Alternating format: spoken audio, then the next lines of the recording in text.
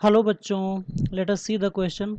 N experiment measure quantity A B and C and x is calculated from x is equal to ab square upon cq if the percentage error in a b and c are 1%, 3% and 2% respectively. The percentage error in x will be.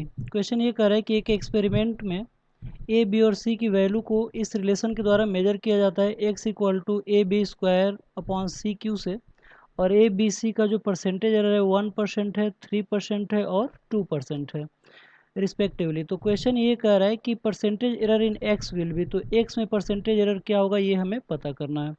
तो आइए देखते हैं कि इस question का main की concept क्या है और फिर इस क्वेश्चन को हम लोग सॉल्व करेंगे. तो की कॉन्सेप्ट में हम लोग ये पढ़ेंगे कि प्रोपेगेशन ऑफ एरर क्या होता है. तो प्रोपेगेशन ऑफ एरर का फॉर्मूला कई होता है. एडिशन के लिए भी होता है, सब्ट्रैक्शन के लिए भी होता है, मल्टीप्लिकेशन, डिवीजन और पावर सब के लिए होता है. ठीक है, तो हम लोग यहाँ पे तीन का यूज करेंगे, मल्टीप्लिकेशन, डिवीजन और पावर के लिए. ठीक है, तो क्या होता है उसका फॉर्मूला और कैसे हम लोग उसको सॉल्व करते हैं, तो आइए समझते हैं इस चीज़ को. इफ़ एनी फिजिकल क्वांटिटी, अगर मान लेते हैं कोई भी अगर फिजिकल क्वांटिटी अगर क्यू है और उसका फॉर्मूला अगर हम लोग मान लेते हैं कि X Y square upon Z है, सपोज दैट कुछ भी हो सकता है X Y square upon Z.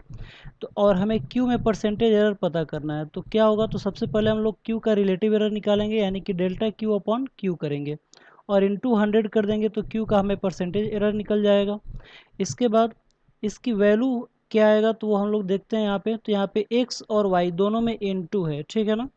तो प्रोपोगेशन ऑफ एरर के हिसाब से जहाँ इनटू या डिवीजन होता है वहाँ पे हम लोग रिलेटिव एरर निकालने के बाद 100 से मल्टीप्लाई करते हैं, जो कि परसेंटेज एरर हो जाता है, और फिर उन परसेंटेज एरर का आपस में हमेशा सम करते हैं. यानी कि जब भी इनटू और डिवीजन होता है तो रिलेटिव एरर का हमेशा सम किया जाता है. यानी कि एक्स का यहाँ पे रिलेटिव एरर हो जाएगा डेल्टा एक्स अपॉन एक्स. अच्छा, इनटू 100 कर देंगे तो चलिए परसेंटेज एरर हो गया. प्लस अब यहाँ पे y का भी हम लोग परसेंटेज एरर निकालेंगे, यानी कि delta y upon Y into 100, और जो इसका पावर है उस पावर का यहाँ पे मल्टीप्लाई हो जाता है, यही हमारा पावर का एरर ऑफ प्रोपोगेशन है. और यहाँ पे z के साथ डिवीजन है, यानी कि फिर हम लोग प्लस का सिंबल यूज करेंगे और फिर z का भी हम लोग परसेंटेज एरर निकालेंगे, यानी कि delta z upon Z into 100. तो इस तरीके से हम लोग सॉल्व करते हैं और यही हमारा प्रोपेगेशन ऑफ एरर होता है. तो आइए हम लोग देखते हैं कि जो रिलेशन दिया है उसके हिसाब से हम लोग कैसे सॉल्व करेंगे. तो सबसे पहले हम लोग नोट कर लेते हैं कि हम लोग को क्या क्या गिवन है. ठीक है, तो गिवन में हमारे एक्स का एक रिलेशन दिया हुआ है और वो रिलेशन क्या है हमारा A B square upon C cube. A B square upon C Q.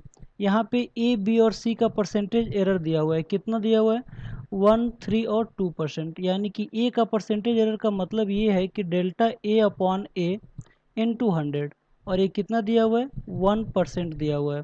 वैसे ही बी का भी परसेंटेज एरर, यानी कि delta B upon B into 100, और ये कितना दिया है 3%. और वैसे ही सी का परसेंटेज एरर दिया है delta C upon C into 100, और ये कितना दिया है 2%. तो क्योंकि ये कहा है कि जो एरर ऑफ परसेंटेज एरर है ए बी और सी का 1, 3 और 2% है, तो परसेंटेज एरर का मतलब यही है कि delta A upon A into 100, delta B upon B into 100 और delta C upon C into 100. तो आइए इस रिलेशन को हम लोग एरर ऑफ प्रोपोगेशन के हिसाब से हम लोग एक्सपेंड करते हैं. तो एक्सपेंड करेंगे तो एक्स का जो परसेंटेज एरर आएगा वो क्या आ जाएगा, तो आएगा delta x upon x into 100, और इसकी वैल्यू क्या हो जाएगा, तो ए है यहाँ पे, यानी कि delta A upon A into 100. ए और बी में मल्टीप्लिकेशन है तो प्लस का सिंबल यूज करेंगे, और बी का पावर 2 है तो 2 का मल्टीप्लाई कर देंगे, delta B upon B into 100 हो जाएगा. और फिर प्लस सी के पावर 3 है तो 3 का मल्टीप्लाई कर देंगे, और सी का जो परसेंटेज एरर होगा वो delta C upon C into 100.